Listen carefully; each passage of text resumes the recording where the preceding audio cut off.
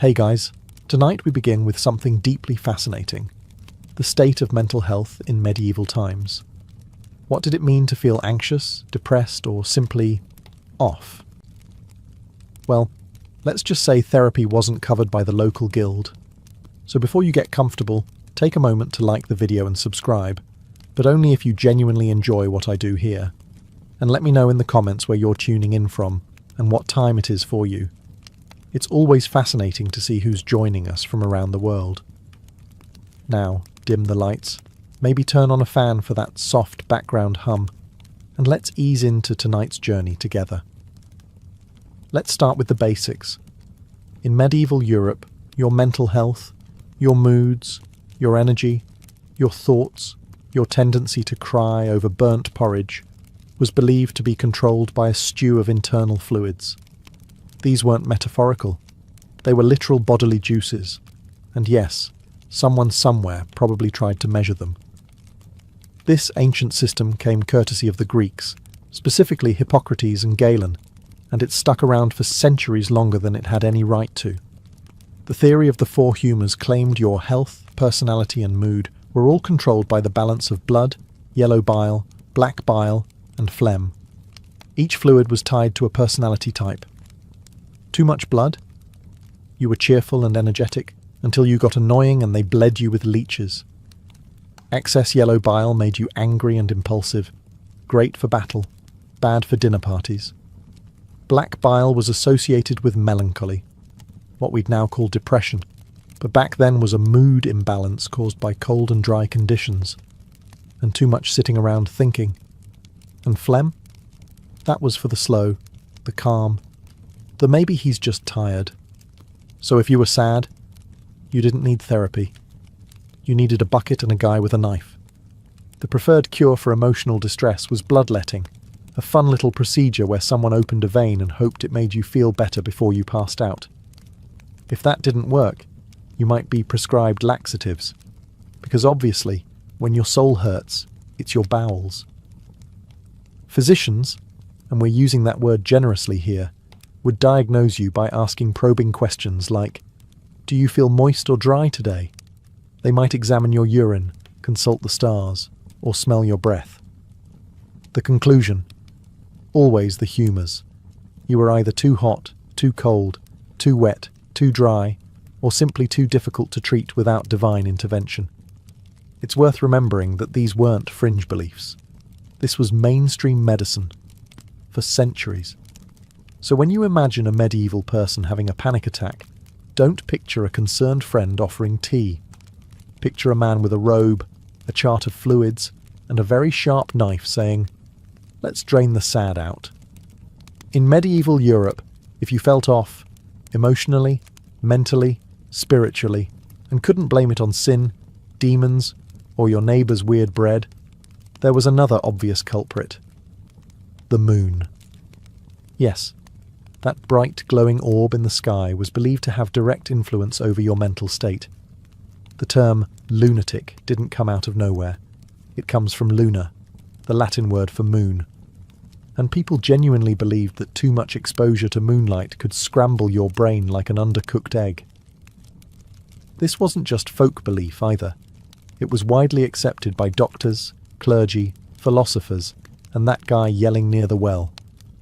The idea was that the moon, being a celestial body with feelings, could mess with your bodily fluids, especially your brain fluids, which were assumed to slosh around your skull like sad soup whenever the full moon hit just right.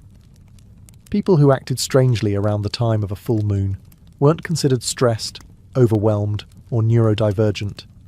They were just moonstruck. Some were even locked away temporarily until the lunar cycle passed, which was medieval healthcare's version of wait it out. The moon also got the blame for epilepsy, insomnia, hallucinations, and basically anything you couldn't easily treat with soup, leeches, or prayer. If you were up at night pacing or crying, they wouldn't ask about your childhood. They'd ask about the sky. Even animals weren't safe. Farmers swore that sheep acted skittish and dogs howled differently under a full moon. And if your ox kicked over a cart or your pig ran off into the woods, someone was bound to mutter, "The moon's up to something." course, there was no science to back any of this up, but in fairness, there also wasn't science. Most medical texts referenced astrology as casually as we reference caffeine, and treatments often included not just herbs and diet changes, but planetary alignments. Because sometimes it wasn't madness, it was just bad moon energy. If your mental health took a turn, say you started weeping into your bread, shouting at trees, or speaking in rhyming couplets, the first person to consult wasn't a doctor, it was the local priest. Why? Because in the Middle Ages the mind was considered a spiritual battlefield, and any behaviour outside the norm was immediately interpreted through a theological lens. Depression? Maybe you'd committed a sin and forgotten. Anxiety? A sure sign the devil was getting cozy in your soul. Hearing voices? Classic demonic Airbnb situation. Priests were essentially the default mental health professionals, except instead of therapy, they offered confession, fasting, and a stern reminder that you were made of dust and should probably act like it. If you showed signs of what we now call a mental illness, the priest would perform a moral diagnosis. Were you skipping church? Coveting thy neighbour's wife? Laughing too much? Yes, that was suspicious. If so, your condition might not require herbs. It might require repentance. For more extreme cases, like hallucinations, mutism, or erratic behaviour, the church had more robust tools. These included prayer vigils, pilgrimages, and, in special cases, minor exorcisms. You know, just to make sure your sadness wasn't a demon in disguise. Can't be too careful. Even routine emotions were under suspicion. Excessive joy could be seen as vanity.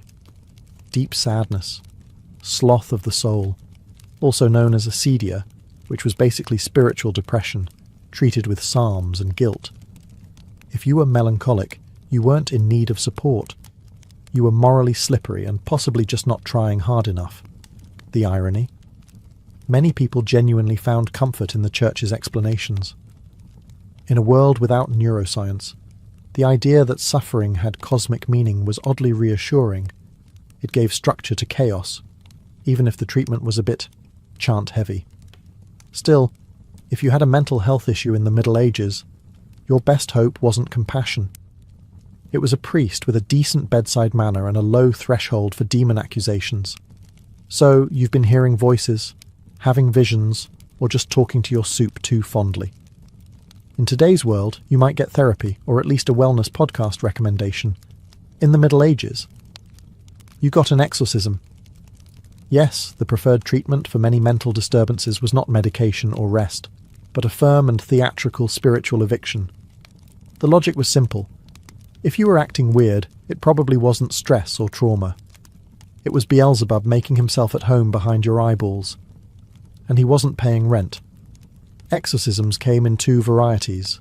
The minor kind, which was basically an intense prayer circle with holy water and muttering, and the major kind, which was more of a live performance with a cast of one very nervous patient, one heavily robed priest, and a backup choir of concerned monks humming in Latin. The rituals varied, but the essentials remained consistent. Chanting, reading scripture, signs of the cross, relics, and occasionally yelling things like, "Depart, foul spirit," directly into your face. If you happened to flinch, that was seen as evidence it was working. If you didn't flinch, they just chanted louder. Some records describe afflicted people being tied down, sprinkled with salt, or forced to drink holy water. Others were made to fast for days beforehand, which, to be fair, could drive anyone to strange behaviour. One unfortunate soul reportedly had demons smoked out of his ears using burning sage, frankincense, and what we assume was a deep misunderstanding of ventilation. And if none of that worked, you were either deemed beyond help or tragically misdiagnosed as simply being naturally wicked. Not all exorcisms were terrifying, though. In many villages, they were communal events where people gathered in the town square to witness a good, old-fashioned supernatural showdown. Think of it as medieval spiritual theatre. Part religious ritual, part entertainment, part neighbourhood gossip starter. But in truth, most people who underwent exorcisms weren't evil. They were just overwhelmed, traumatized, neurodivergent, or unlucky enough to have a panic attack near a bishop. Let's say you weren't quite disturbed enough for an exorcism, but still deeply troubling at dinner. You wept for no reason, forgot your own name on occasion, or spent a bit too long staring at firewood philosophically. In this case, your treatment wouldn't involve ropes or shouting, just a lot of praying. Possibly while being locked in a room. This was known in some circles as the gentle approach to mental health. You'd be told that your condition was spiritual in origin and could be overcome through self-reflection, discipline, and, of course, relentless repentance. Essentially, medieval mental health care boiled down to, have you tried feeling bad about it? The logic was that suffering purified the soul, so if you were already suffering mentally, clearly you were halfway there. Monks and nuns, some genuinely compassionate, others just chronically overworked, might guide you through periods of meditative silence, prayer vigils, fasting, and sleeping on uncomfortable surfaces until either the devil left or you forgot what happiness felt like. Some people voluntarily entered monasteries as a kind of medieval retreat centre. These weren't quite spas, more like spiritual timeout chambers. You got a cell, a Bible, and 8 hours of daily chanting. Occasionally, you'd also get stew. Whether this helped mental illness or simply masked it with religious exhaustion is still debated. And then there were the relics. Feeling unwell? Touch the bone fragment of a saint? Trouble sleeping? Sleep near a vial of martyr's blood? Sad for no reason? That's what the toe of Saint Euphemia is for. The idea was that holiness was contagious, like kindness, or fleas. Now, to be fair, this was the closest thing to compassionate care in many places.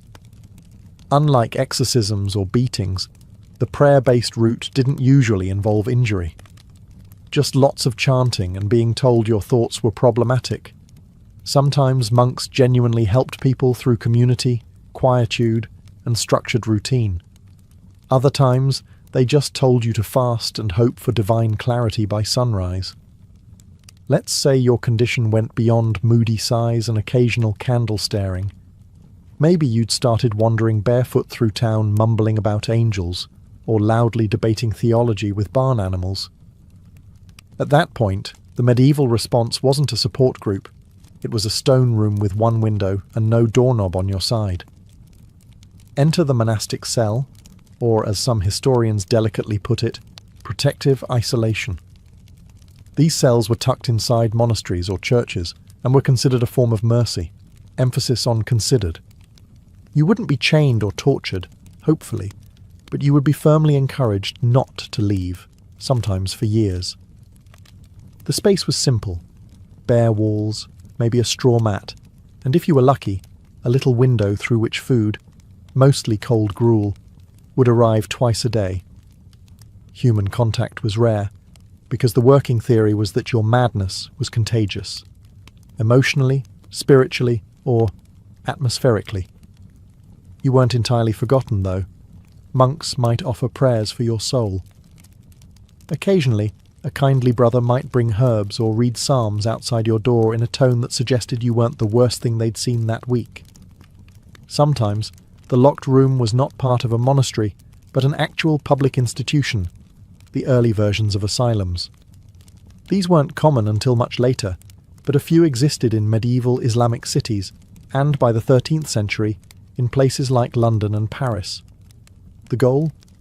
Shelter, not treatment, and certainly not recovery. Now, to their credit, the medieval mindset wasn't always cruel. Many believed the mentally unwell were closer to the divine, touched by God, or perhaps walking that fine line between prophecy and peculiar behaviour. But practically speaking, locking someone away for their own good was just easier than figuring out what to do with them. Families often begged monasteries to take in afflicted relatives, promising donations in return. The alternative was trying to explain to the neighbours why Uncle Thaddeus was shouting Latin in the cabbage patch again. If you were a woman in medieval Europe and found yourself overwhelmed, irritable, or tearful, perhaps after your 11th child or your 3rd husband with plague breath, congratulations, you were probably diagnosed with hysteria, Now, diagnosed is doing a lot of heavy lifting here. Hysteria wasn't so much a diagnosis, as it was a blanket explanation for, this woman is behaving in a way that makes men uncomfortable. Crying too much? Hysteria. Not crying enough?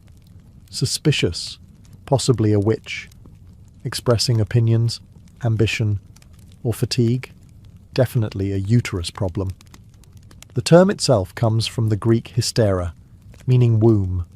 The theory, and brace yourself, was that a woman's uterus could become unmoored and wander freely about the body, causing trouble wherever it went. Yes, that's right. A rogue, floating womb was blamed for everything from anxiety to chronic sighing. Somewhere in your abdomen, your uterus was just doing laps and ruining your day. Symptoms of hysteria included shortness of breath, nervousness, fainting, emotional outbursts, and, to quote one actual medieval source, too much thought. Truly a devastating condition. Treatments varied. A priest might recommend fasting and prayer. A physician might apply herbs. And in some cases, rather awkward manual stimulation was prescribed to calm the uterus, performed by midwives or, in later centuries, by early gynecologists with a concerning lack of supervision. Marriage was also considered a cure. If a woman was single, she needed a husband to settle her womb. If she was married, then obviously she just needed to be pregnant again. Either way, her mental health was treated with more chores and less rest. And if she kept acting strangely, seeing visions, resisting housework, or having too many thoughts in Latin, things could escalate. Some women were accused of witchcraft because nothing screams mental illness, like growing herbs and asking questions. But not all was bleak. In some cases, women found support from convents where the demands of daily life were lighter and emotional distress was seen as part of spiritual struggle. Some nuns even wrote about their anguish in ways that sound suspiciously modern, minus the demon metaphors. Still, if you were a woman in the Middle Ages with feelings, your best mental health strategy was simple. Keep it quiet, keep it short, and never, ever talk to your cat in public. In a time when monks prescribed fasting, priests blamed demons, and physicians swore by bleeding your soul out through your ankle, the real MVPs of medieval mental health were the herbalists, often elderly women with gardens, cats, and suspiciously good intuition. These wise women, sometimes called cunning folk, were the unofficial, unlicensed therapists of their day. They didn't ask how your humours were feeling. They asked when it started, how you were sleeping, and whether your mother-in-law was bothering you again. Their methods were simple: tea, tinctures, and talking, though the talking part was often disguised as advice about herbs. You'd sit in a smoky cottage surrounded by drying plants, and before long you'd be sipping something made of valerian root and lavender while ranting about your neighbour's pig. It was like therapy, but it also cured warts. Herbalists treated sadness with calming infusions. Anxiety was soothed with chamomile and balm. If you were really distraught, you might get mugwort, St. John's wort, or, in desperate cases, a stiff dose of poppy extract. They called it a sleep aid. You'd call it accidental time travel. Most of these women weren't formally educated, but their remedies were rooted in generational knowledge, observation, and something modern medicine likes to call actually listening to the patient, which, unfortunately, also made them suspicious to everyone else. The church viewed them as threats. After all, they operated outside the religious system, didn't quote scripture, and didn't insist every problem came from sin. Some towns quietly appreciated them. Others accused them of witchcraft if they got too popular, too effective, or too confident in public. Still, they were often the only source of comfort for people suffering from what we'd now call depression, trauma, or plain old burnout. If you were lucky, your village herbalist knew how to blend calming herbs, light a protective candle, and tell you that no, you weren't cursed. You were just tired and underappreciated. Were their treatments perfect? Of course not. Sometimes they rubbed onions on your feet. But compared to being locked in a stone room or yelled at by a monk holding a goat skull, the herbalist's approach was practically holistic luxury. So far, we've covered prayers, isolation, and a charming herbalist with an herbalist's license issued by no one. But medieval mental health had one more tier of solutions, the truly imaginative ones, the kind that made you wonder if the physician was just winging it based on dreams and pantry contents. Let's begin with the dead owl treatment. Yes, if you were plagued by sadness or excessive thoughts, one popular remedy was to tie a dead owl to your head. It was believed the owl, a symbol of wisdom, would absorb the confusion or melancholy through your scalp. In practice, it mostly absorbed flies. Feeling particularly anxious? Try powdered emeralds. That's right, jewel dust. Physicians recommended grinding actual gemstones and rubbing the sparkly remains on your chest or consuming tiny amounts. Not only did it not work, it was a great way to ruin both your digestive tract and your jewellery collection. Then there were the cures involving astrology, which were less medical and more vibe check from the stars. A patient's mental disturbance might be blamed on Mars being in a bad mood. Treatment: wait until Jupiter looked friendlier. One medieval medical manual suggested wrapping the sufferer in wolfskin during a thunderstorm to scare off the madness. Another recommended whispering into the left ear of a black dog and then letting it run away with your sorrow, like a very sad, very hairy therapy courier. You could also find remedies involving smoked herbs stuffed into pigeons, which were then waved near your head. No one's quite sure what this was supposed to do, but it was very aromatic and quite annoying to the pigeon. And if none of that worked, there was always pilgrimage, the all-purpose medieval solution to everything. Pack your sandals, grab a staff, and walk hundreds of miles to a holy site. With any luck, you'd either find spiritual peace, or at least get enough blisters to distract from your emotional state. These oddball cures remind us that medieval medicine wasn't entirely malicious, just wildly misinformed, often experimental, and occasionally bird-based.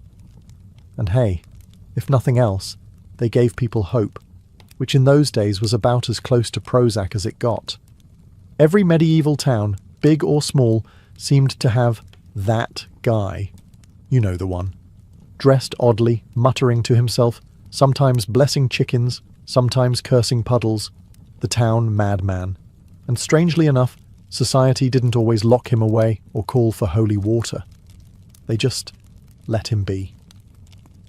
In an age when mental health was misunderstood at best and feared at worst, this was oddly progressive. People with visible mental illness weren't always banished. They were often absorbed into daily life, tolerated like unpredictable weather, or that one goat who thinks he owns the street. The madman, or madwoman, though women were sadly more likely to be accused of witchcraft, held a peculiar place in the medieval social order. Not quite a threat, not quite a joke, and occasionally revered. In some towns, these individuals were even seen as touched by God, or given a grudging respect for their unpredictability. If they spouted cryptic phrases while staring into the sun, people assumed it was divine prophecy, or just Wednesday. They were usually given a nickname: Old Will the Wanderer, Mad Meg, Tom Fool. You'll notice these sound suspiciously like pub names, which says a lot about how much people drank while pondering madness. These individuals often lived on the fringes, sleeping in abandoned mills, church porches, or literal barrels, Diogenes style. Townsfolk would sometimes give them food, or shoes, or just a wide berth. Children were told not to stare, which of course meant they stared constantly. Occasionally their strange behaviour would lead to small acts of charity. A baker might leave out crusts. A blacksmith might repair a bent walking stick. Medieval communities, for all their superstition, could be surprisingly compassionate, especially when guilt and the fear of eternal damnation were good motivators. But if the madman's behaviour got too loud, too violent, or too unsettling, patience ran out. Then came the priests, the isolation, or worse. Tolerance had limits, especially if the afflicted stopped being amusing and started being inconvenient. In modern times, we understand that depression is a complex condition involving brain chemistry, life circumstances, and sometimes just terrible Mondays. But in the Middle Ages, if you were feeling persistently low, tired, or like life was a slow-motion mudslide, congratulations, you were guilty of Acidia. Acidia wasn't seen as a mental health issue. It was classified as a spiritual failure, one of the original deadly sins before sloth eventually stole its thunder and got top billing. Acidia was sadness at divine good, or in more practical terms, spiritual apathy, lack of joy, and the general medieval version of lying in bed staring at the ceiling. Monks were especially prone to this condition, which they poetically called the noonday demon. Picture it, a monk supposed to be copying psalms, staring at a wall, wondering what the point of it all is. In today's world, that's called burnout. In the 12th century, it was a moral crisis requiring urgent rebuke and possibly more prayer beads. Sufferers of Acidia weren't offered comfort. They were told to pray harder, work more, and stop being selfish. Depression wasn't a condition. It was laziness with branding. If your soul didn't feel joy, it was your fault. Maybe you hadn't repented hard enough. Maybe you were secretly proud. Maybe, and this was the nuclear option, you were letting Satan win. And if you dared to express your sorrow out loud, you weren't just pitied, you were viewed as contagious. Sadness could spread. It was like emotional mildew, and monasteries didn't want it soaking into the walls. Lay people weren't immune either. If you couldn't find joy in your toil, it wasn't because you were exhausted or grieving. It was a sign that you needed to go to confession, and maybe build a shed out of guilt. Ironically, some writings from monks who battled Acidia sound remarkably modern. Descriptions of numbness, fatigue, restlessness, even suicidal thoughts. But instead of therapy, they prescribed fasting and mentally cataloguing your sins in alphabetical order. In a time when most people owned 2 shirts and one of them was infested with fleas, you'd think laughter would be encouraged. A little joy, perhaps? A chuckle to get through the plague-filled, mud-splattered, leech-happy nightmare that was daily life? Think again. In medieval Europe, laughter wasn't always a sign of happiness. It was often considered a moral red flag. Sure, peasants laughed, jesters laughed. Occasionally, even monks cracked a smile if a goose did something particularly scandalous. But the official stance from theologians, chroniclers, and very serious people was that laughter could be dangerous, a gateway emotion to chaos, sin, and possibly dancing. The Church, ever watchful of human weakness, warned against excessive mirth. Thomas Aquinas, whose sense of humour was reportedly filed under to be developed, believed that laughter should be moderate and serve a higher purpose. Uncontrolled laughter? A sign of spiritual disorder, maybe even demonic influence. After all, who laughs without reason? Answer: people with a functioning sense of humour. Women, of course, were doubly judged. A laughing woman was clearly up to something, witchcraft probably, while a solemn, silent woman was appropriately pious, or just very dehydrated. And let's not forget the laughter of the mad. If someone laughed at inappropriate times, say during a funeral or while milking a goat, it wasn't seen as eccentric. It was seen as evidence of mental illness, possession, or both. Involuntary giggling was basically a red flag with a tambourine. In some religious orders, novices were explicitly forbidden to laugh during meals, prayer, or basically any activity that might spark human connection. Joy was fine in theory, but it had to be the wholly inward kind, not the belly-aching, wine-snorting kind you get after someone slips on a turnip. Still, people did laugh. Humour survived in village festivals, in satirical poetry, and in that one guy in every town who made funny noises with his armpits. But it was always a little risky. Joy was tolerated, but not trusted. In today's world, talking to your cat is quirky. In the Middle Ages, it was potentially heretical, mildly alarming, and, depending on the tone of your voice, grounds for questioning your sanity or scheduling a light exorcism.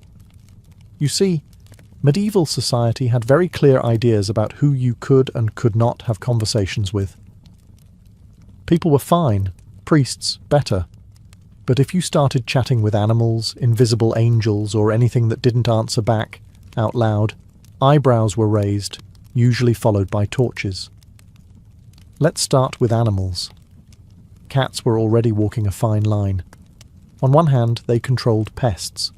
On the other, they were sleek, mysterious, and never went to church. If you confided in your tabby too often, people might assume she was your familiar, sent by the devil to whisper forbidden wisdom about herbal remedies and where your neighbour hid his cheese. Birds were also suspect. Medieval bestiaries were full of half-true and fully weird facts. If someone said a crow told them the future, that wasn't poetic. That was treason against sanity. Even dogs, mankind's loyal companions, were acceptable, until they started appearing in your dreams wearing robes and quoting scripture. Then there were the angels, who, according to countless religious texts, were everywhere, watching, protecting, and occasionally delivering ominous messages during thunderstorms. If you claimed to see or hear them often, you might be considered saintly, or if your timing was poor, mad, or possessed. The difference often depended on whether you were in a monastery or yelling at clouds in the town square. And of course, imaginary friends. Children got a pass. Mostly. But adults? If you claimed to be speaking with invisible beings who gave you instructions, the options were limited.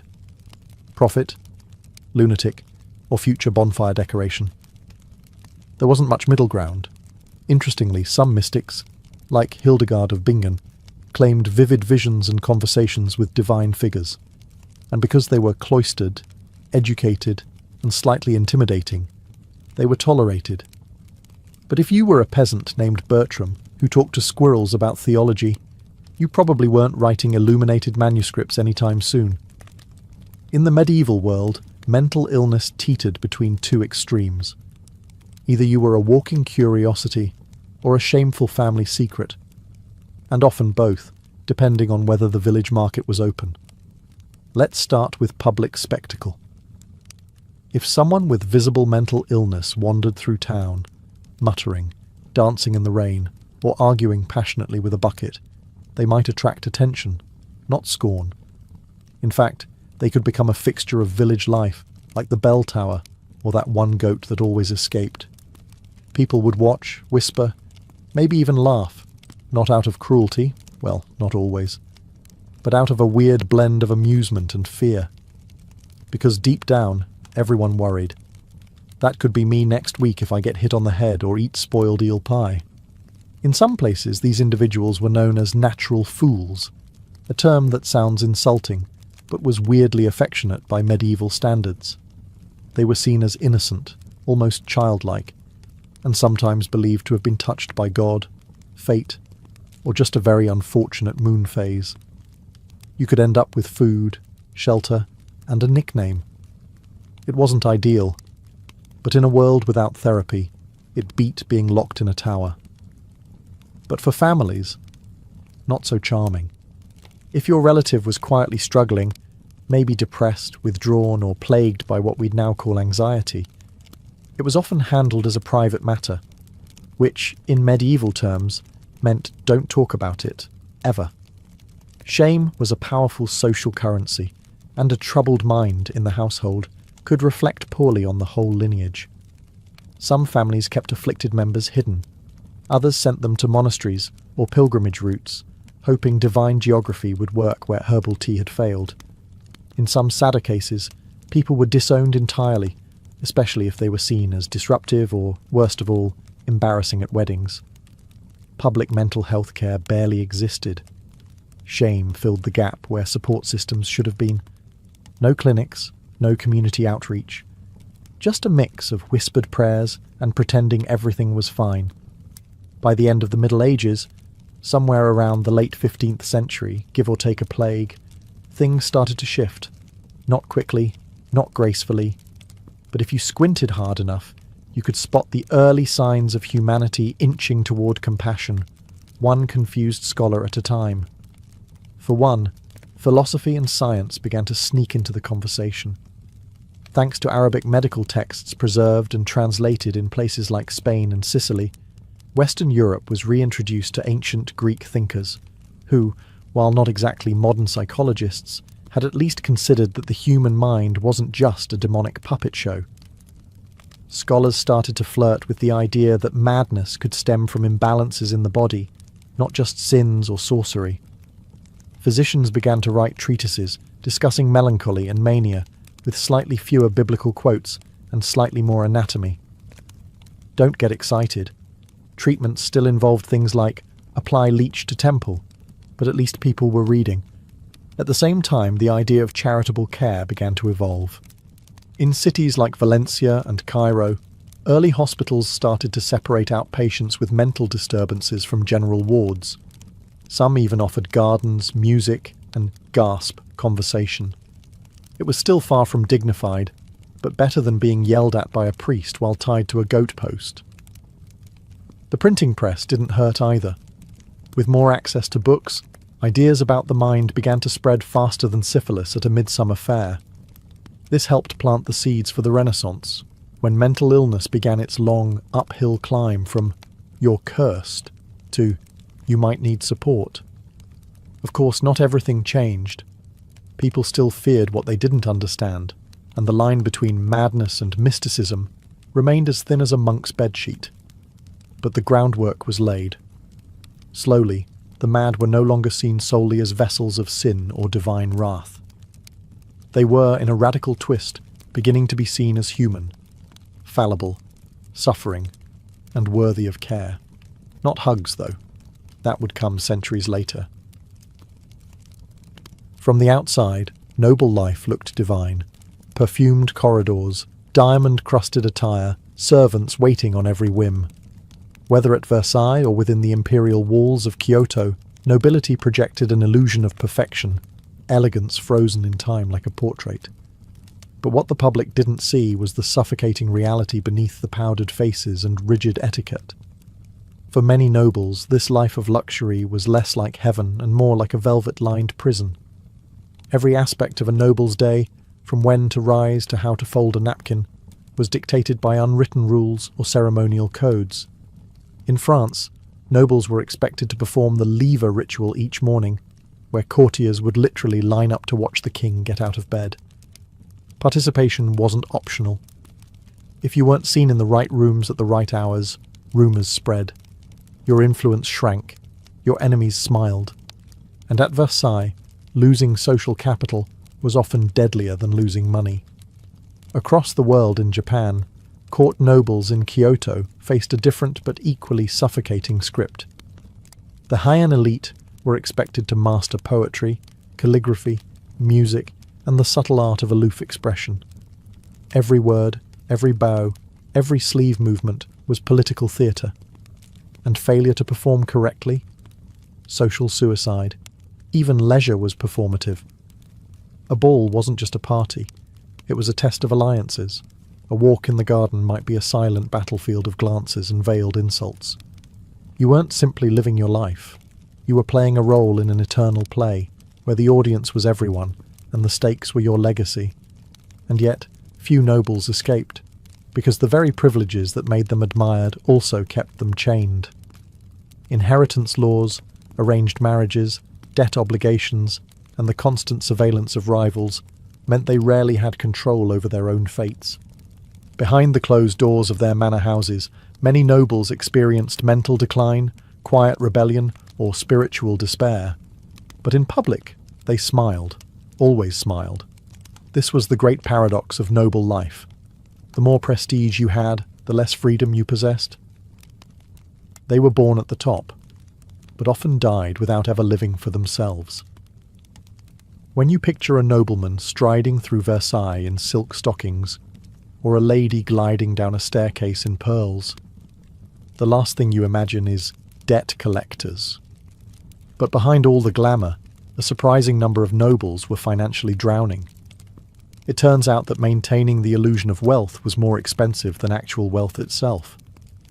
At Versailles, appearances were everything. A noble might spend more on a new waistcoat or ball gown than on maintaining an entire estate. Why? Because fashion was currency. If you didn't keep up, you vanished. politically, socially, and eventually financially.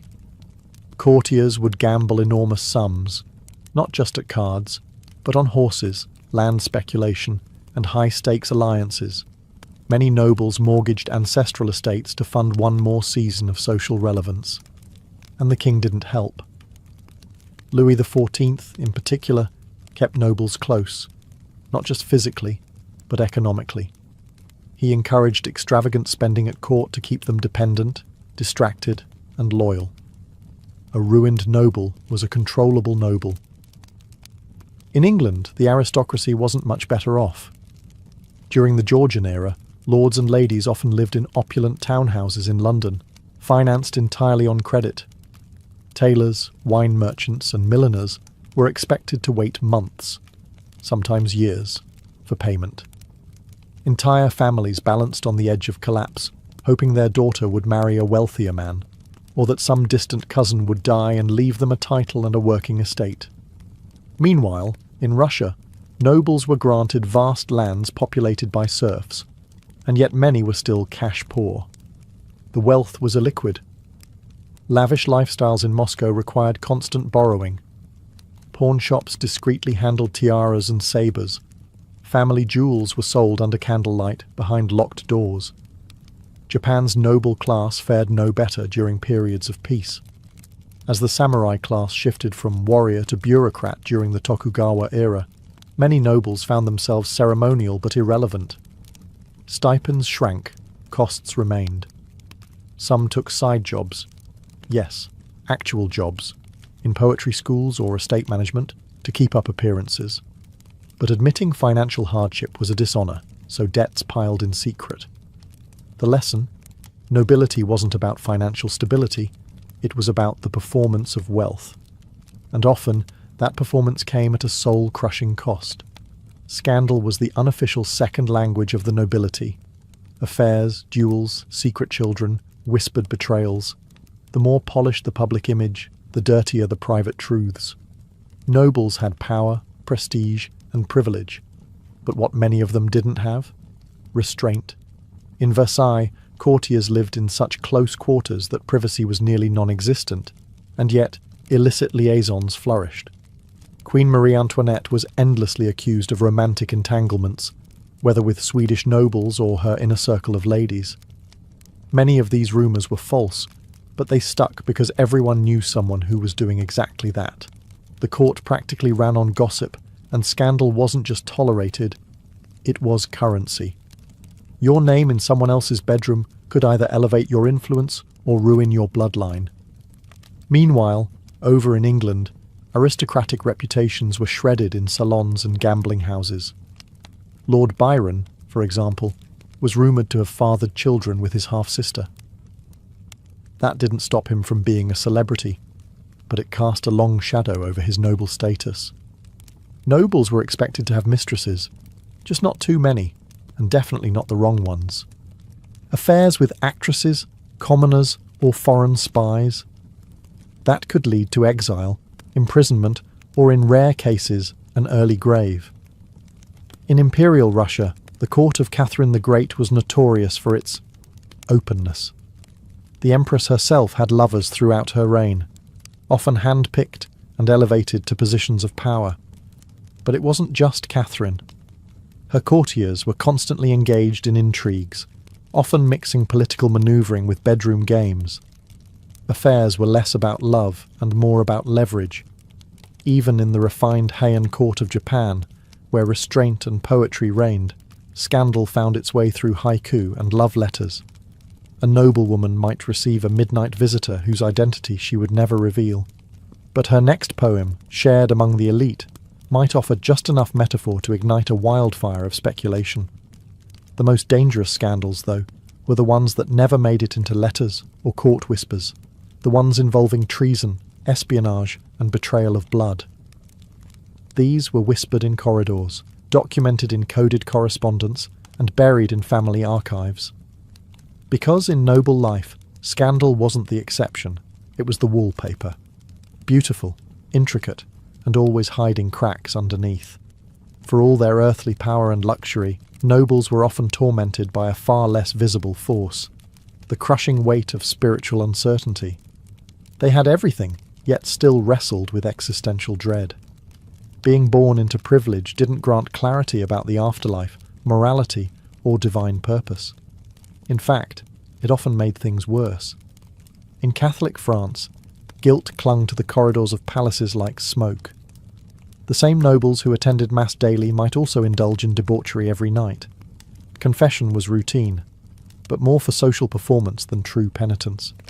Still, many nobles, especially as they aged, were haunted by their sins. Some turned toward mystics and visionaries, desperate for answers.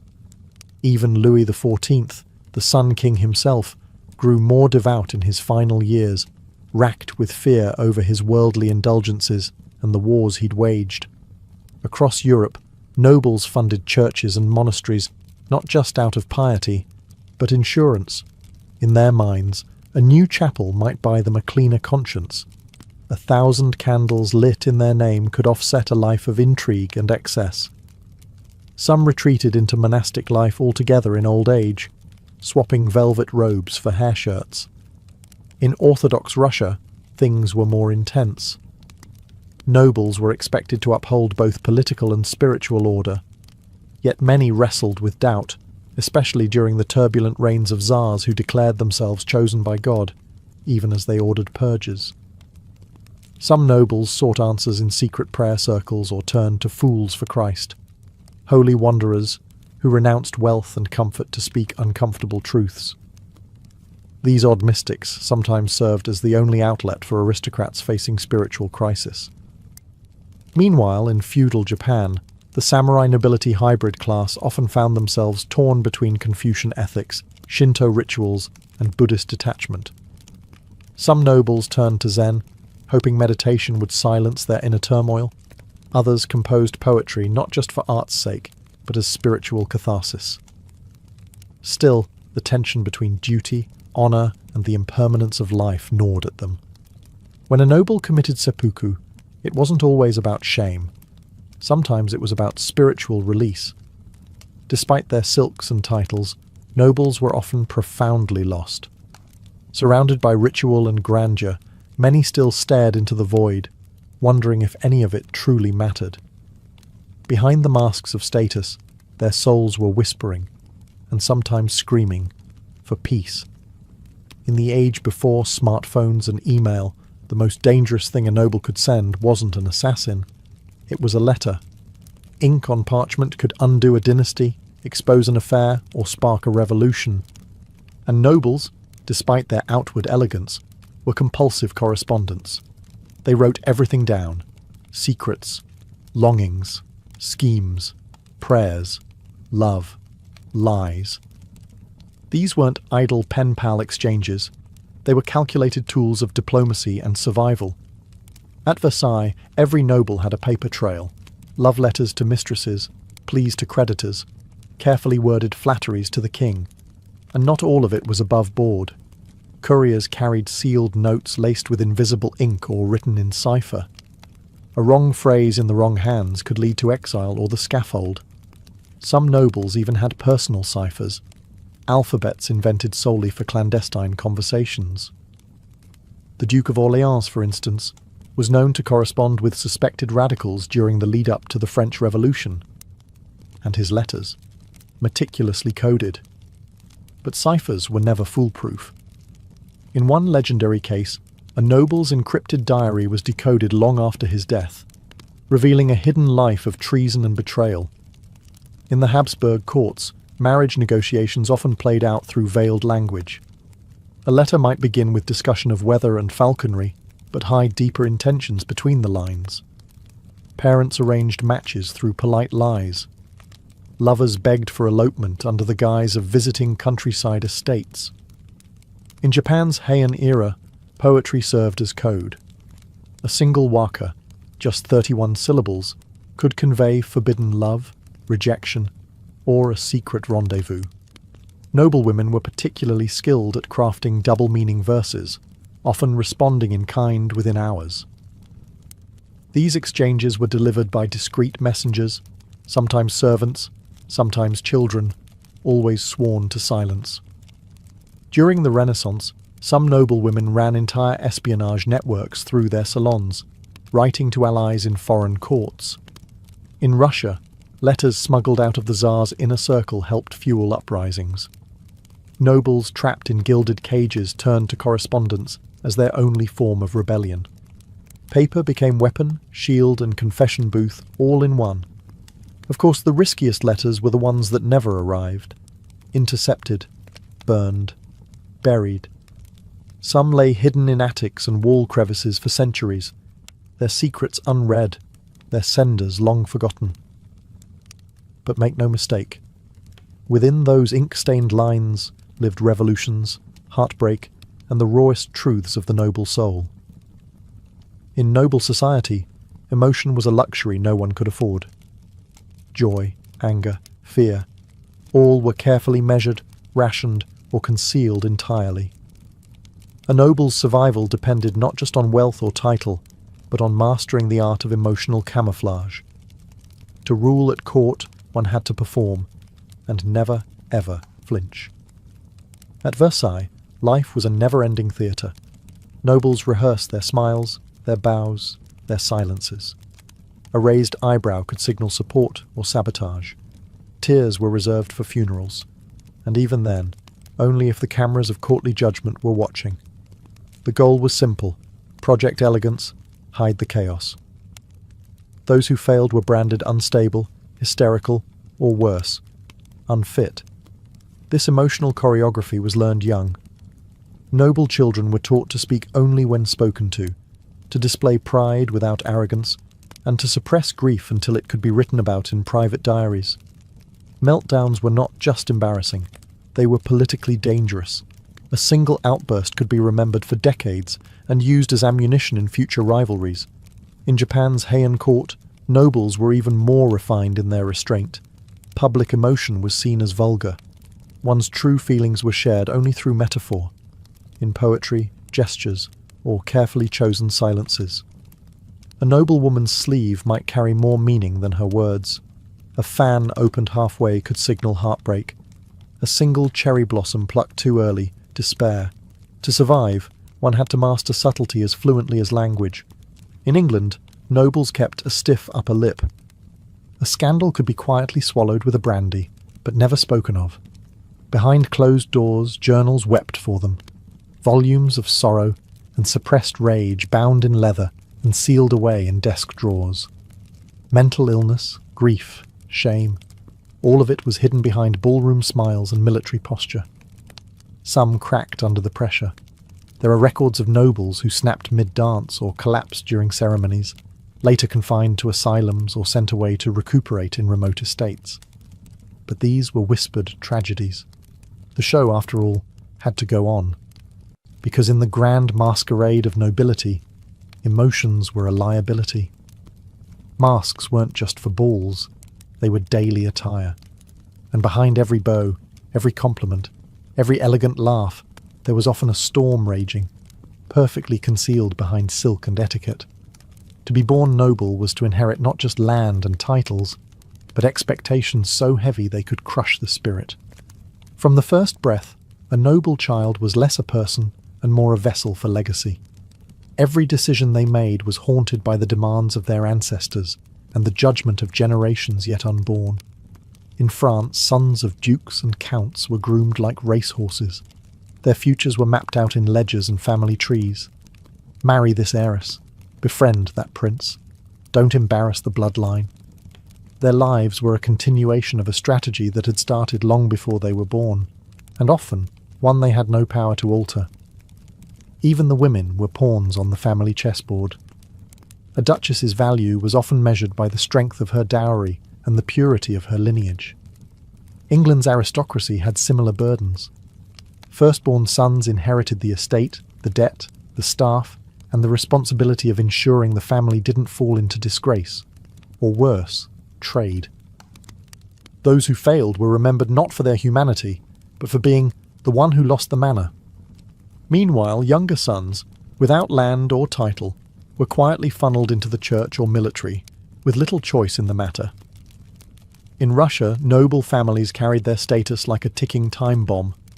One misstep, one disagreement with the wrong court faction, and everything could be seized.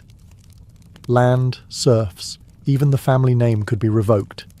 Generations of effort, wiped away with a signature. Japan's aristocracy was even more rigid. In Heian times, noble families competed for proximity to the emperor. Positions and influence were passed down not through merit, but through lineage. A single disgrace, a failed marriage, an unruly son, could undo centuries of prestige. The pressure to conform was immense, and individuality was often sacrificed on the altar of ancestral duty. And what of those who didn't want the title, who didn't want to marry the stranger, rule the estate, or bear the name? Rebellion wasn't just difficult, it was unthinkable. Some tried. Most were crushed by the machinery of tradition. The burden of inheritance wasn't just a financial or political matter, it was psychological, a crown of thorns worn under a golden halo. To be noble meant to be chained to a legacy, whether you wanted it or not. Not all nobles followed the script. Beneath layers of etiquette and centuries of family pressure, some cracked, and others resisted. But rebellion among the nobility wasn't always dramatic. There were no peasant uprisings here, no flaming torches, just quiet, subversive acts, tucked into corners of palaces, hidden behind locked doors, or disguised as tradition. In Versailles, where conformity reigned supreme, rebellion took on strange forms. Some nobles chose not to attend the king's elaborate mourning ritual, a grave offence that signalled independence. Others dared to wear colours out of fashion or commission portraits that didn't flatter. A few scandalised their families by marrying for love, not alliance. These small gestures in the world of court politics were explosive. In England, some aristocrats defied expectations by turning to art and literature. Lord Byron didn't just write poetry, he lived a life that mocked every expectation of noble restraint. Cross-dressing, travelling with lovers, scorning Parliament, his life was a rolling provocation. Less flamboyant nobles simply vanished to the countryside, retreating from London's social obligations. That alone could be interpreted as rebellion, a refusal to play the game. In Russia, quiet dissent took more dangerous forms. Some nobles supported revolutionary ideas under the radar, disguising radical philosophy salons as harmless poetry gatherings. Others helped serfs escape or gave them educations, treasonous acts under the Tsar's rule. These weren't loud revolutions, but quiet betrayals of a broken system. Japanese nobles had even subtler means of rebellion. A poorly timed poem, a gift with a hidden insult, refusing to shave one's head in mourning. All of these could be read as rejection of ritual. Some noble women resisted their arranged marriages by falling in love through poetry, subtle yet scandalous. Others withdrew into religious life, not out of piety, but protest. And then there were those who simply disappeared, nobles who faked illness to avoid court, who buried themselves in dusty libraries, pretending to be too engrossed in astronomy or botany to deal with courtly nonsense. Their retreat wasn't weakness, it was defiance. These rebels rarely made history books, but their choices, however quiet, chipped away at the illusion of perfect obedience. Not all nobles followed the rules. Some whispered no, and that, in their world, was louder than any scream. For all the grandeur and posturing, nobility was obsessed with one thing above all: legacy. Not the kind you feel, the kind you can engrave, paint, parade, and pass down. Portraits in oil, family crests etched into marble. Vast estates with names longer than some novels, every ball, battle, and betrothal was part of an unending project to be remembered. But here's the uncomfortable truth: most of them weren't. Yes, we remember the monarchs. The kings who launched wars, the queens who lost their heads. But the average noble? Forgotten. Their elaborate rituals, their infighting, their expensive shoes, vanished like breath on glass. What remains are fragments, unsigned letters, crumbling estate walls, cryptic mentions in estate ledgers. The grand story of the aristocracy isn't one of eternal glory, it's one of selective survival. In France, the revolution didn't just end lives, it erased entire bloodlines from memory. Portraits were defaced, names were banned. The aristocracy who obsessed over how history would view them were instead swept away by it. Some survived, sure, by changing names, hiding jewels in fireplace bricks, or fleeing to foreign courts. But their legacies were not what they had intended. They became cautionary tales, not immortals. England's nobles fared better, legally protected, land-rich, institutionally embedded. Yet even they were not immune to irrelevance. Once buzzing estates now sit in ruin. Dust covers tapestries that once cost fortunes. The great names? Many dissolved through scandal, poor marriages, or just time. A line with no heirs is a legacy with no future. In Japan, the aristocracy was eventually replaced in importance by the military class, the samurai and shogunate. The elaborate poetry, the court rankings, the ceremonies faded. And though a few families trace their roots to ancient noble houses, the modern world rarely cares. Even the proudest names became museum labels. And what of those who tried to control the narrative? Commissioning epic biographies, dictating memoirs, sponsoring churches. They too are subject to history's selective memory. Often, the real stories, the shame, the secrets, the compromises, survive only in whispers, footnotes, or hidden letters. In the end, legacy was the ultimate illusion. Nobles lived in service of being remembered, yet were often forgotten entirely. Behind the portraits and palaces lies a quiet truth. Permanence was never real. Only the performance was. In the spring of 1900, a curious man in a wide-brimmed hat stood under the Cretan sun, staring at scattered stones and half-buried walls. His name was Sir Arthur Evans, a British archaeologist, historian, and eccentric dreamer.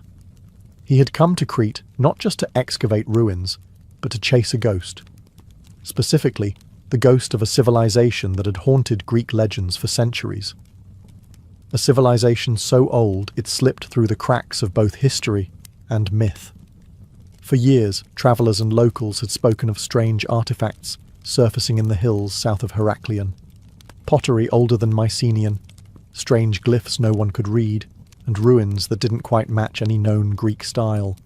Evans was convinced that these were the traces of a Bronze Age people, older than Homer, older than Athens, who had once ruled the Aegean. Then came the moment that changed everything. On a plot of land known as Kefala Hill, Evans and his workers unearthed a massive structure buried beneath centuries of dust and rubble. Walls emerged, not simple huts, but foundations of rooms, staircases, corridors.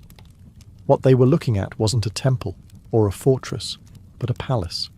And not just any palace, one so complex it seemed designed to confuse anyone who walked inside. A labyrinth, perhaps. Evans immediately made the connection. This had to be the Palace of Knossos, legendary seat of King Minos. The same Minos who, according to myth, imprisoned the half-man, half-bull Minotaur deep within a maze beneath his home. Whether myth or not, the ruins matched the story. Countless twisting halls, multiple floors, mysterious dead ends. It was a palace that defied logic, as if built to trap not just people, but time itself. He called the people who built it the Minoans, after Minos. No one knew what they had called themselves. Their script, known as Linear A, was still undeciphered. But their art, their architecture, and their reach suggested an empire long forgotten. And so, with trowel in hand and a myth in mind, Evans began to peel back the centuries. What he found would challenge everything people thought they knew about early European civilization and ignite new debates that still haven't settled. The Palace of Knossos is not a palace in the traditional sense. It's a puzzle made of corridors, courts, and chambers that seems to double back on itself with every turn. Covering more than 150,000 square feet, the structure was a multi-story marvel of the ancient world. And at its heart lay a paradox. How could something so open, so light-filled and advanced, feel so impossible to map? There were no grand walls or moats, no militaristic towers. Instead, Knossos had balconies, skylights and air shafts. Architectural features unheard of in Bronze Age Europe. The entire complex seemed designed not for war, but for ceremony, administration, and perhaps mystery. Stairs wound in dizzying spirals. Narrow corridors opened into sudden courtyards. Rooms connected unexpectedly. Scholars have debated for over a century whether this design was intentional, a symbolic nod to the myth of the labyrinth, or simply the result of centuries of rebuilding. To walk through Knossos is to surrender any sense of direction.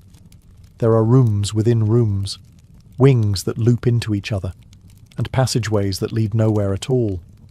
Evans was convinced this layout reflected the story of Daedalus, the legendary craftsman who constructed the labyrinth for King Minos to imprison the Minotaur. While there's no archaeological proof of a literal monster, the confusion felt while navigating the site is very real. And yet, the palace wasn't just a maze. It was a miracle of ancient engineering. The complex featured advanced plumbing, including terracotta pipes, flushing toilets, and a drainage system so efficient it would make parts of 19th century Europe blush. Rooms had natural ventilation. Light wells illuminated the inner chambers. Some staircases plunged down 3 or 4 stories, suggesting a deep, tiered structure rarely seen before the modern era. The throne room, modest by royal standards, lies tucked deep inside, almost hidden. Its centerpiece is a stone chair flanked by griffin frescoes, surrounded by benches. This wasn't a place of spectacle, but of controlled ritual. Perhaps here, power was less about dominance and more about illusion, mysticism, or religious awe. Knossos wasn't built to intimidate, it was built to mystify. Whether you were a trader, priestess, or foreign envoy, one truth was certain. Once you entered, the palace swallowed you whole, and made you forget the path you came from. Though the stone walls of Knossos are crumbling, its colours still speak. Buried beneath volcanic ash and time, the palace's frescoes emerged as some of the most vivid, enigmatic, and advanced artworks of the ancient world. Unlike the rigid, militaristic art of later Greek or Egyptian civilizations, the Minoan frescoes burst with movement, of dancers, dolphins, bulls, and goddesses. They didn't just decorate rooms, they told stories, hinted at rituals, and revealed a civilization that seemed to love life, beauty, and rhythm. One of the most iconic images from Knossos is the bull-leaping fresco, a young figure somersaulting over a massive bull in an elegant, impossible arc. Was this real? Was it myth? Historians have debated it for over a century. Was it a ritualistic sport, a religious offering, or simply a metaphor for taming chaos? Regardless of its meaning, the image captures something essential about Minoan life, a dance with danger, with grace at its core. Elsewhere, the walls bloom with lilies and crocuses, monkeys and birds, spirals and waves. In the Prince of the Lilies fresco, a slender youth with flowing hair and an ornate crown struts with ceremonial confidence. Though Evans initially identified him as a prince, modern scholars aren't sure. The figure may represent a priest, or even a goddess. Gender in Minoan art is fluid, symbolic, and still deeply mysterious. Unlike many ancient civilizations, the Minoans didn't focus their art on kings, wars, or conquests. There are no depictions of battles or slaves. Instead, there are scenes of celebration, of nature, of sacred rites. Women are central, not in the background, but front and center. Bare-breasted priestesses with elaborate skirts and coiled hairstyles perform rituals, suggesting that women may have held significant, even dominant, religious roles. And the colours. Deep reds, blues and whites still cling to the plaster after thousands of years, defying time. The vibrancy of the artwork hints at a society that not only valued aesthetics, but understood their emotional power. These weren't just pretty paintings. They were symbols of cosmic order, human joy, and spiritual reverence. In the palace of Knossos, the walls didn't just see history, they sang it. In pigment and pattern, the Minoans painted a world of motion, mystery, and meaning. Among the many enigmas of Knossos, one stands out above all: the prominence of women. Unlike many contemporary societies where women were confined to the margins, the Minoans placed them at the centre, literally and symbolically. Their images dominate frescoes, figurines, and ceremonial scenes, hinting at a civilization where female power wasn't hidden. It was celebrated. In the central court and sacred chambers of Knossos, depictions of bare-breasted women in flounced skirts and ornate headdresses appear again and again. These weren't submissive figures tucked behind kings.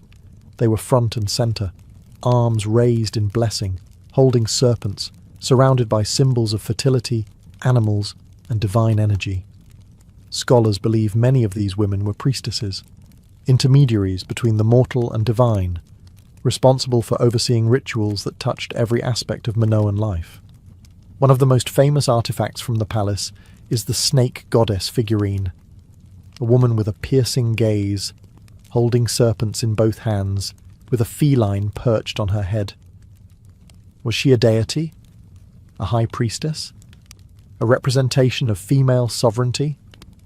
We may never know, but her image tells us volumes about the spiritual hierarchy of Knossos, and who may have stood at its peak.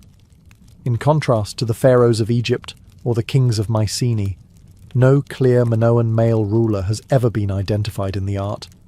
No grand statue of a king, no battle scenes glorifying a warlord. It's led many scholars to suggest that Minoan society may have been matriarchal, or at least unusually egalitarian for its time. Women likely held power in both religion and possibly governance, guiding seasonal festivals, managing temples, and performing state rituals. Even the architecture reflects this balance. Rooms believed to be used by high-ranking women, with direct access to shrines, light wells, and private staircases, suggest they moved freely through the palace. Some frescoes depict women gathering in ceremonial processions, dressed in vivid garments, their posture commanding, not deferential. In Knossos, femininity wasn't confined, it was divine. Whether as priestesses, leaders, or symbols of renewal, women weren't secondary to Minoan culture. They were the culture, its voice, its vision, and possibly its soul. Knossos was not just a royal residence, it was a stage for the sacred. Every corridor, courtyard, and chamber seemed to pulse with spiritual intent. From underground crypts to sun-drenched altars, the palace was built not merely for living, but for communing with the divine. And while no Minoan holy book survives, the architecture itself whispers of rituals that shaped their world. The palace featured dozens of small shrines and ritual rooms, many of them tucked into secluded corners or carved deep below the ground. These weren't places for mass worship. They were intimate, mysterious, and likely restricted to the priestess elite. One chamber, often called the lustral basin, features a sunken tub-like structure at the base of a narrow staircase, not meant for bathing, but likely for purification rites. Perhaps initiates descended in silence, cleansed by symbolic waters before entering sacred ceremonies. The central court, vast and open to the sky, was likely the heart of public ritual. Here, hundreds might have gathered for seasonal festivals, celebrating fertility, renewal, or the turning of the year. The rhythmic sound of drums, the twirl of dancers, the chants of priestesses. Knossos was alive with ceremony. And always present in these rites was the bull, that powerful symbol of energy, virility, and the natural world.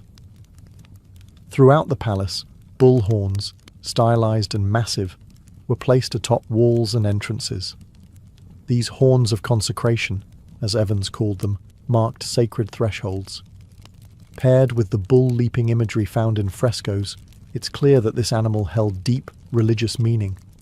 Some believe a live bull may have even been part of certain rituals, not in brutal sacrifice, but as a partner in a spiritual performance, meant to mirror the eternal dance of chaos and order. The double axe, or labyrinth, was another symbol often associated with sacred spaces in Knossos. Found carved into pillars and walls, it may have been a tool, a weapon, or a divine emblem. Its frequent pairing with female figures further supports the idea of a goddess-centered religion. No temples in the traditional sense exist at Knossos. Instead, the palace itself was the temple, every stairwell a procession, every chamber a chapel. It was a place where the spiritual and political were one, and where sacredness was woven into the very walls. Amid the frescoes, altars, and labyrinthine chambers of Knossos, archaeologists uncovered something even more puzzling: writing. Hundreds of clay tablets inscribed with symbols that no one, to this day, can fully understand. This was Linear A, the script of the Minoans, and one of the last great undeciphered writing systems of the ancient world. Discovered during Evans's excavations, Linear A looked superficially similar to another script found in Mycenaean Greece, known as Linear B. Evans assumed they were related, and they were. But while Linear B was later cracked and revealed to be an early form of Greek, Linear A stubbornly refused to give up its secrets. It's a language unrelated to Greek, and possibly unrelated to any known language on Earth. We can read its characters phonetically, but we don't know what they mean. Most Linear A tablets found at Knossos are administrative, inventories of grain, oil, livestock, or offerings. But without knowing the language, the context remains elusive. Were these taxes? Ritual offerings? Market records? No one can say with certainty. The Minoans wrote for over 500 years, and yet we still can't understand a single full sentence. This linguistic blackout gives Knossos its dreamlike quality. It's like listening to music through a wall. You can sense the rhythm, the energy, the intent, but the lyrics are forever muffled. We can see their rituals in art, their architecture in stone, but their thoughts remain sealed. Linear A was written with a stylus on soft clay, then baked by accident, preserved only because the palace was destroyed by fire. Without that disaster, their words might have dissolved long ago. Ironically, the burning of Knossos gifted us with the only surviving fragments of Minoan language. Some scholars believe Linear A might one day be deciphered, especially if bilingual texts are found, much like how the Rosetta Stone cracked Egyptian hieroglyphs. Until then, we're left with isolated symbols: a man, a bull, a jar, a sun. Meaningless, and yet hauntingly familiar. Knossos, for all its colour and complexity, speaks to us in silence. Its language sits just beyond reach, reminding us that some of history's greatest voices still wait to be heard, buried not in earth, but in mystery. The Palace of Knossos, once a beacon of art, architecture and ritual, did not vanish in a single cataclysm. Its fall was not swift, but layered, a slow unravelling of a civilization whose power once seemed eternal. And like so many ancient collapses, the truth behind Knossos' downfall is a tapestry of fire, water, and whispers of war. Around 1450 BCE, something changed. Suddenly, across Crete, Minoan palaces and towns began to burn. Knossos, curiously, did not fall immediately. Instead, it was reoccupied. But the frescoes changed. The writing on the clay tablets shifted from Linear A to Linear B, not Minoan, but Mycenaean Greek. This suggests that the Mycenaeans, the rising power from the mainland, had either invaded or taken control peacefully after a catastrophe weakened the Minoans. Whatever the method, Knossos was no longer ruled by its native people. One theory points to the eruption of Thera, a volcanic explosion on the island of Santorini, just north of Crete, around 1600 BCE. This cataclysm was one of the most powerful in recorded history, devastating the region with earthquakes and tsunamis. The resulting chaos may have crippled the Minoan economy, wrecked their ports, and weakened their influence, leaving them vulnerable to invasion or internal collapse. Others argue for a gradual economic and political decline. As trade routes shifted and rivals grew stronger, the centralized power of Knossos may have fractured. The palace, once buzzing with activity, became more administrative, more subdued. Ritual gave way to record-keeping. Art gave way to imitation. By 1375 BCE, the palace was abandoned entirely. Fires raged through its halls, roofs collapsed, walls cracked and buckled. Knossos was left in silence, its colours fading, its language unread, its rituals forgotten. And yet, it was never truly lost. Legends of the labyrinth and the Minotaur survived in Greek myth. Hints of Minoan influence echoed through Mycenaean palaces, and later, in classical art and architecture, the soul of Knossos lingered like smoke, invisible but present. Today, its ruins are open to the sun again. Tourists walk where priestesses once danced, and the palace that once held a civilization together now holds its secrets in plain sight, majestic, mysterious, and unfinished. When Sir Arthur Evans uncovered Knossos in 1900, he didn't just excavate it, he reimagined it. With a mix of scholarly ambition and artistic vision, Evans set out not only to preserve the ruins, but to bring them to life. He believed that simply exposing the foundations wasn't enough. The world needed to see the palace as he believed it once was, colourful, complex, and awe-inspiring. What followed was one of the most controversial restorations in archaeological history. Using concrete, a material completely alien to the Bronze Age, Evans rebuilt sections of the palace with modern methods. He employed artists to repaint frescoes using fragments found on site, but often filled in missing details based on assumption, not evidence. Balconies were reconstructed. Columns were restored not in dull stone, but painted red with black caps based on Evans's vision of Minoan aesthetics. Rooms were roofed, walls were replastered, and the ancient palace slowly became a hybrid. Part ruin, part Edwardian fantasy. Some applauded his boldness. Without Evans, they argued, Knossos might have remained just another tangle of unremarkable ruins. His reconstructions made the site accessible, educational, and emotionally compelling. Visitors could walk through halls that felt alive, see murals bursting with colour, and visualize the world of the Minoans with more clarity than ever before. But others saw it differently. Critics accused Evans of overstepping, of imposing his own interpretation on a civilization we still barely understand. The frescoes, for instance, were sometimes almost entirely invented, based on small shards of original paint. Whole sections of the palace, such as the famous throne room, may have been assigned functions they never had. By shaping the ruins to match myth, Evans may have blurred the line between archaeology and storytelling. Today, Knossos is both a marvel and a monument to the complexities of historical reconstruction. Evans' vision cannot be separated from the site. His concrete structures still stand, his artistic interpretations still colour the walls. But visitors walk through Knossos with a dual awareness of what the Minoans might have built and what a passionate archaeologist believed they did.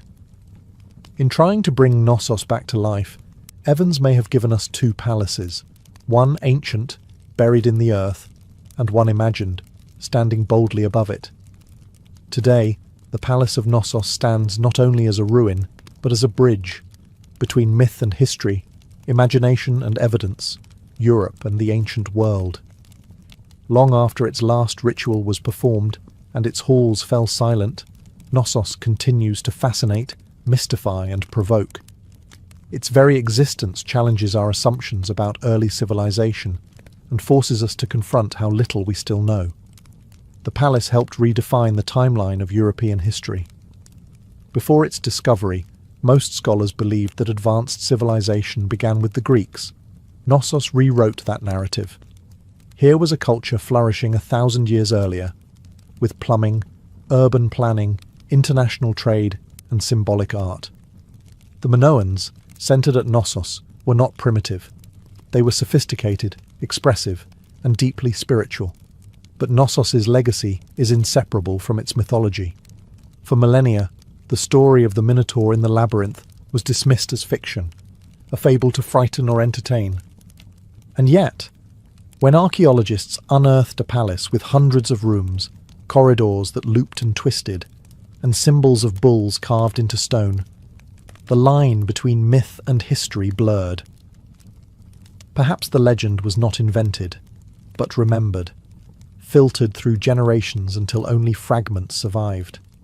In modern times, Knossos has inspired not just scholars, but writers, artists and architects. Its double axes, horned symbols, and sinuous frescoes have appeared in fashion, sculpture, and even science fiction. The idea of a hidden, ancient civilization beneath the Mediterranean still fuels imaginations. A vision of a time when power didn't mean pyramids or conquest, but beauty, ritual, and balance. Yet Knossos also reminds us of fragility.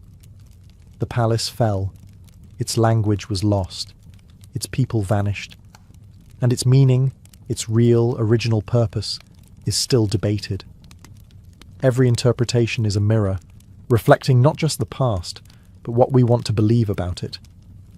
Walk its halls today, and you stand where priestesses once prayed, dancers once twirled, and children once laughed. You stand at the heart of the oldest palace in Europe, a place that lived between sunlight and shadow, between architecture and myth.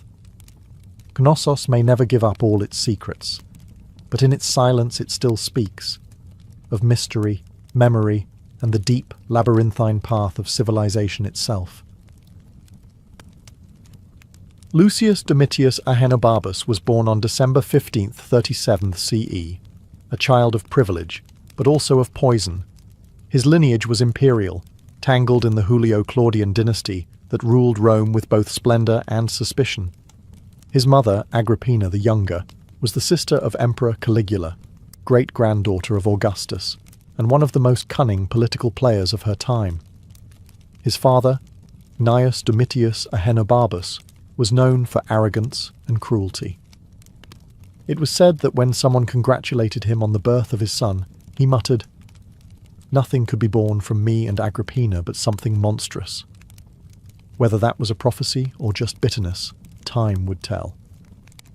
At just 2 years old, Nero lost his father to dropsy, or possibly to poison. In a Rome where alliances were fatal and ambition was a blood sport, Agrippina now found herself a widow with a child and no real power. But she was patient.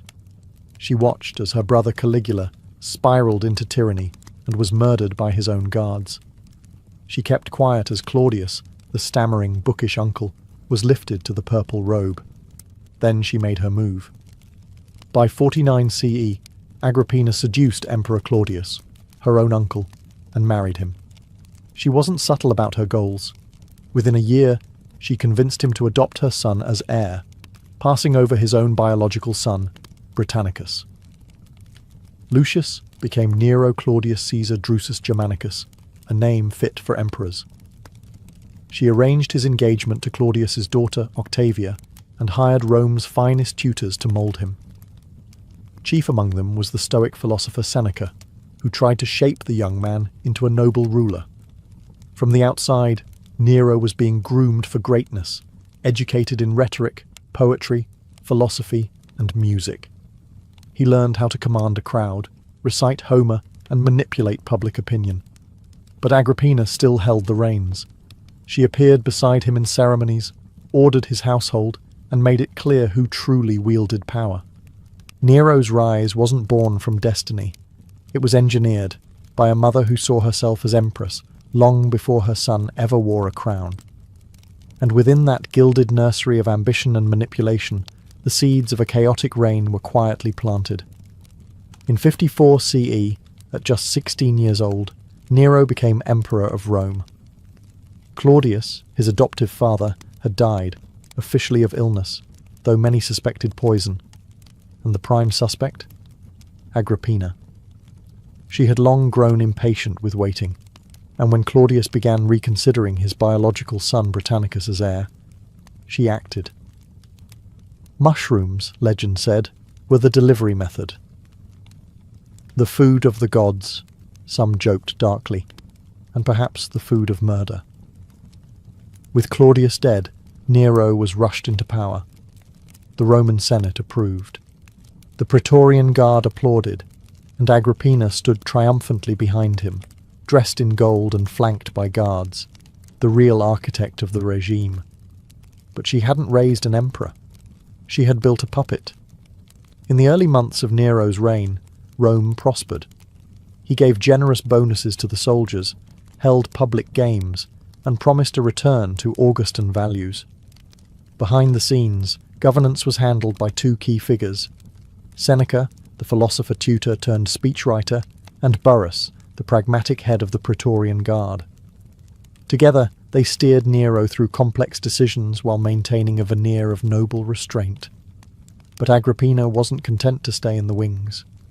She expected to rule beside her son, and when Nero began asserting his independence, tensions exploded. At first, the battles were subtle. She demanded to appear on coins beside Nero's image, something no Roman mother had ever done. She intruded on state meetings. She walked into the Senate chamber uninvited. She reminded Nero, constantly, who had made him emperor. The young emperor chafed under her control. He began to surround himself with his own advisors, men of pleasure and art, not of duty. He fell in love with Acte, a former slave girl, much to Agrippina's horror. She had plans for a royal marriage, not romance with a commoner. The once close bond between mother and son began to sour. Whispers spread through the palace, of shouting matches, slammed doors, veiled threats. Agrippina, once revered as the empress maker, now seemed a looming threat. Rome had given Nero a throne, but Agrippina still held the leash, and Nero was beginning to reach for the knife. His reign had begun with promise, poetry, and applause, but behind the curtain, a family tragedy was already brewing, one that would stain the imperial purple with blood. By 59 CE, the imperial palace had turned into a battlefield, not of armies, but of wills. Nero was emperor in name, but his mother, Agrippina, still loomed like a storm cloud over every decision. She undermined his authority, opposed his personal life, and plotted in the shadows to replace him with Britannicus, the late Claudius's biological son. Nero, once the obedient boy with a lyre, had become a young man desperate to escape her grasp. He acted first. Britannicus, a legitimate threat to Nero's throne, suddenly died during a banquet. Guests claimed he choked on his wine, but the poison was so fast-acting, his death was unmistakable.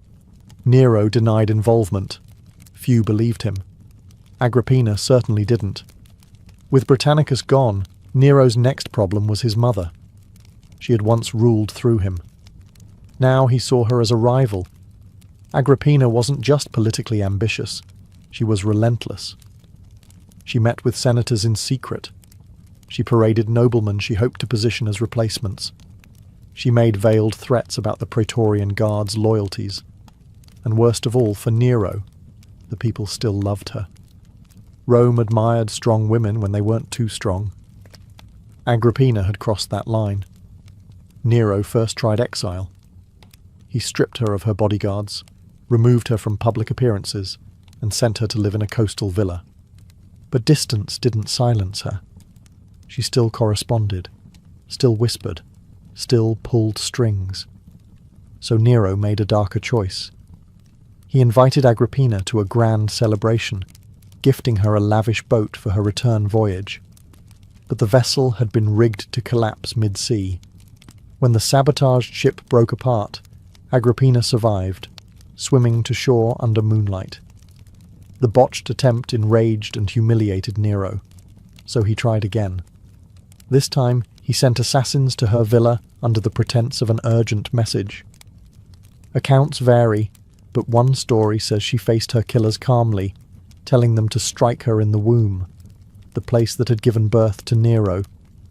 Her murder sent shockwaves through the empire. Nero's guilt was immediate and consuming. He couldn't sleep. He paced at night. He saw her ghost in the halls. Rome, too, whispered of the unthinkable crime, the emperor who had killed his mother. With Agrippina's death, Nero had finally broken free. But in doing so, he also severed the last tether to restraint. What followed would be a reign untethered by shame and spiralling toward infamy. With Agrippina gone, Nero was finally emperor in full.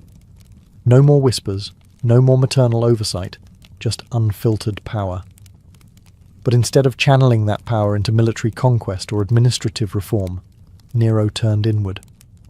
He didn't want to be remembered as a ruler. He wanted to be adored as an artist.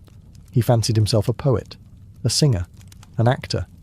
He performed publicly, something no Roman emperor had dared to do. To the Senate and aristocracy, it was mortifying. In Roman tradition, the stage was reserved for slaves and foreigners. But Nero was undeterred. He trained in music and drama, demanded applause, and filled amphitheatres with forcibly enthusiastic audiences. The emperor didn't just host games, he starred in them. Nero composed verses, sang tragic arias, and recited long epics of his own creation. He prided himself on his voice, even undergoing strange treatments to preserve it, including vomiting rituals, long periods of silence, and bizarre diets. Senators sat through hours-long performances, terrified to leave their seats. Not clapping could mean exile, or worse. He also threw resources into building theatres, sponsoring athletic contests, and redesigning Rome to reflect his aesthetic tastes. He introduced Greek-style games like the Neronia, a blend of Olympic sports and theatrical competitions, where, unsurprisingly, Nero always won first prize. His obsession with performance spilled into foreign policy. On a trip to Greece, Nero insisted on competing in every artistic contest. At the Olympic Games, he took part in a chariot race, with 10 horses instead of the standard 4. He fell off his chariot mid-race but was still declared the victor. Why? Because he would have won had he not fallen. A triumph in Nero's eyes. Yet even as he indulged in these creative fantasies, the empire groaned. Administrators were neglected, governors acted without oversight, the provinces grew restless. But Nero didn't care. He wasn't trying to be another Augustus or Tiberius. He wanted to be Orpheus, Apollo, or maybe something even greater, a god of music with absolute power. To the Roman elite, he was becoming a national embarrassment, but to the masses, given bread, games, and endless entertainment, Nero was a living spectacle, a flawed god on stage singing over the cracks in his collapsing empire. In July of 64 CE, a fire ignited near the Circus Maximus. Within hours, flames surged through the city like a divine curse. The streets of Rome, narrow, overcrowded, flammable, became a furnace. For 6 days and 7 nights, the capital of the empire burned. By the end, 10 of the city's 14 districts were reduced to rubble. Thousands were homeless. Temples, homes, marketplaces, gone. And where was the emperor? Rumours flew. Some claimed Nero had watched the blaze from a tower, strumming his lyre and singing of Troy's destruction. Others swore he had ordered the fire himself to make room for a new palace. Nero denied both, and in truth, he wasn't even in Rome when the fire began. But when he returned, he acted with theatrical flair, opening his private gardens to refugees, organising emergency food deliveries, and funding reconstruction. Yet the whispers persisted. People needed a scapegoat, and Nero, ever the dramatist, gave them one. He blamed the Christians. They were already mistrusted, a strange sect of Jews who worshipped a crucified man and refused to honour the Roman gods. Nero accused them of arson and began a persecution so brutal it would echo through the centuries. Christians were torn apart by dogs, crucified, and, most horrifyingly, burned alive to serve as torches for Nero's garden parties. It wasn't justice, it was theatre by firelight. Meanwhile, Nero unveiled his true ambition, the Domus Aurea, or Golden House. On the ashes of central Rome, he began constructing a pleasure palace of unimaginable extravagance, with artificial lakes, gilded walls, revolving dining rooms, and ceilings that sprinkled perfume. It was a monument to indulgence. A colossal statue of himself, the Colossus of Nero, was planned to tower over it all. To many Romans, this confirmed their suspicions. Nero hadn't just let the city burn. He had used the fire as a blank canvas. He had erased old Rome to paint a new one, starring himself. But Nero saw it differently. In his mind, he wasn't destroying, he was creating. He was remaking Rome in his image, dramatic, divine, and unforgettable. In trying to immortalize himself through art and architecture, Nero scorched the earth and lit the fuse of his own downfall. As Nero's reign dragged on, the applause began to fade, and the fear took its place. The emperor, who once danced across the stage, now paced palace corridors in a state of growing paranoia. He saw enemies in every shadow, conspiracies in every whisper. The artist emperor had become a tyrant in a mask of grease paint. Following the fire and the unpopular construction of his golden house, Nero's standing with the Senate deteriorated rapidly. The aristocracy, already offended by his performances and extravagance, now feared for their lives.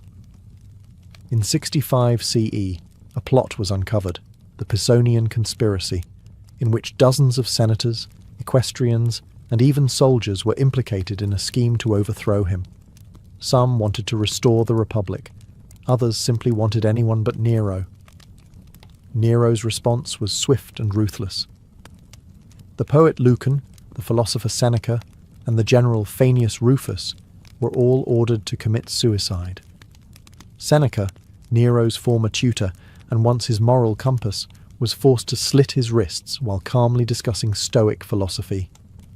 Even those only rumoured to be sympathetic to the plot were swept up in the purges. The palace became a house of executions. The Senate chamber, a silent theatre of obedience. The emperor's paranoia deepened. He accused his own wife, Octavia, of infidelity, a charge so flimsy it insulted the intelligence of even his closest allies. She was exiled, then executed. Her head was sent to his mistress, Poppaea Sabina, as a twisted token of affection. But even Poppaea wasn't safe. During a rage, or possibly a drunken argument, Nero kicked her in the stomach while she was pregnant. She died soon after. Some say he wept for days. Others claim he mourned the loss of his muse, not the woman. Poison became a regular tool in his arsenal. He relied on the infamous poisoner Locusta, a woman whose concoctions had killed emperors and rivals alike. At Nero's command, she trained others, creating a small macabre academy of assassination. By now, Nero's court resembled a stage soaked in blood. Every friend was a suspect. Every ally, a potential betrayer. And through it all, Nero continued to sing, perform, and believe that he was loved. But the audience was shrinking. The laughter was nervous, and the knives were getting closer. While Nero indulged in performances and purges in Rome, the empire beyond the capital began to rumble. The provinces, long the backbone of Rome's power, grew restless under the weight of neglect, extortion, and Nero's increasingly erratic rule. Taxes were high, governors were corrupt, and military prestige had eroded. In distant corners of the empire, patience wore thin, and rebellion stirred. The first crack came from the east. In 66 CE, the province of Judea erupted into full revolt. Tensions between Roman authorities and the Jewish population had simmered for years, fueled by religious oppression and heavy taxation. When Nero's appointed governors desecrated sacred temples and looted treasuries, open war broke out. The First Jewish-Roman War began, and it would cost Rome dearly. Nero dispatched one of his most competent generals, Vespasian, to crush the rebellion. Ironically, this act would later prove fatal to Nero's own reign. Meanwhile, in the west, the storm clouds gathered darker still. In Gaul and Spain, Roman legions began murmuring discontent. Nero's lavish lifestyle, the destruction of Rome, and his cruelty had eroded the loyalty of both aristocrats and soldiers. Governors like Gaius Julius Vindex in Gaul declared open rebellion in 68 CE, accusing Nero of being a disgrace to Rome. a self-absorbed performer unworthy of the purple. Vindex's rebellion failed militarily, but succeeded politically. It emboldened others. Servius Sulpicius Galba, the powerful governor of Hispania Tarraconensis, refused to recognize Nero's authority and declared himself a legate of the Senate and people of Rome. It was the first open call for regime change. Back in Rome, panic took hold. Nero's supporters began to flee or turn against him. The Senate, sensing the shift in power, grew bolder. The Praetorian Guard, once his fiercest protectors, was now bribed by Galba's agents. Their loyalty, like everything else in Nero's court, was transactional. Nero tried to rally support. He wept, begged, even considered fleeing to the eastern provinces and returning as a popular artist. But it was too late. The empire had turned against its self-declared god performer. Nero's isolation was complete. The provinces that had once cheered his rise now lit the fuse of his destruction. The emperor had lost his stage, and now the curtain was falling. By June of 68 CE, Nero was emperor in name only. The Senate had turned. The Praetorian Guard, once the iron wall around his throne, had declared allegiance to Galba. The people of Rome, once entertained by his games and theatrics, now watched in silence as the city held its breath. The empire that Nero had once tried to turn into a stage had now left him without an audience. When Nero awoke on June 9th, messengers brought news that sealed his fate. The Senate had declared him a public enemy. He was to be arrested and executed by the traditional Roman method, the poenaculae, or being beaten to death while naked, his head clamped in a forked stick. The same man who once performed to adoring crowds would now die humiliated and alone. Panicked, Nero fled Rome in disguise, dressed in rags and accompanied by a few loyal freedmen. They took refuge in the villa of his former secretary, located in the countryside outside the city. There, in a dark, overgrown garden, the last Julio Claudian emperor hid in a ditch, listening for the sound of approaching horsemen. Even in his final hours, Nero's obsession with legacy did not fade. When he heard hoofbeats in the distance, he reportedly cried out, "What an artist dies in me." It was not Rome he mourned, but himself, his talent, his image, his tragic ending. His companions urged him to die by his own hand, but he hesitated. For all his brutality, Nero was a coward when it came to death. Finally, as soldiers drew near, he pressed a dagger to his throat with the help of a freedman named Epaphroditos. The blade pierced flesh. He did not die immediately. As blood filled his lungs, he whispered, "Too late. This is fidelity." He was 30 years old. The soldiers found his dying body, astonished. The Senate, now under Galba, ordered his burial in a simple grave. No state funeral, no divine honours, just a quiet end to a chaotic reign. With Nero's death, the Julio-Claudian dynasty, the line of Augustus, Tiberius and Claudius, was extinguished. What followed was a new storm, civil war, chaos, and the rapid rise and fall of emperors. But one thing was clear. Rome would never forget Nero. Nero's body was barely cold before legends began to bloom.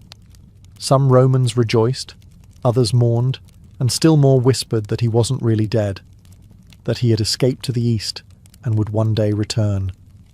Over the next few decades, no fewer than 3 impostors claimed to be the resurrected Nero, appearing in Asia Minor with lyres in hand and songs on their lips.